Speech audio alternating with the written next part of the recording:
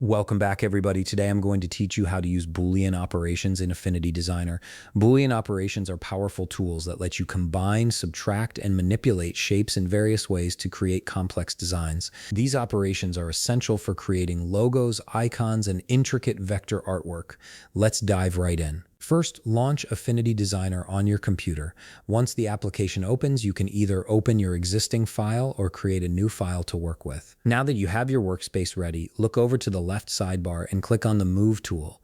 The Move tool allows you to select and reposition objects on your canvas, which is exactly what we need for working with Boolean operations. Use this tool to move the objects where you want to apply the Boolean operations. Next, highlight the object you want to modify using these operations.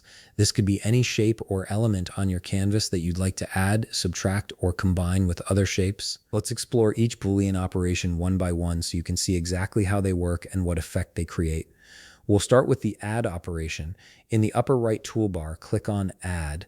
This operation will combine or merge the selected shapes together into a single unified shape. It's particularly useful when you want to create complex forms from simpler geometric elements. After clicking Add, select the Move tool again and place the object where you want it to be positioned on your canvas. Now let's move on to the Subtract operation. Highlight the object you want to work with, then in the upper right toolbar, click on Subtract. This operation removes the top shape from the bottom shape, essentially cutting out a section.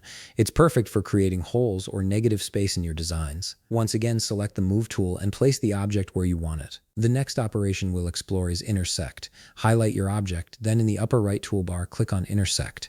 This operation keeps only the overlapping area of the selected shapes, removing everything else. It's a great way to create precise shapes from the intersection of two or more objects.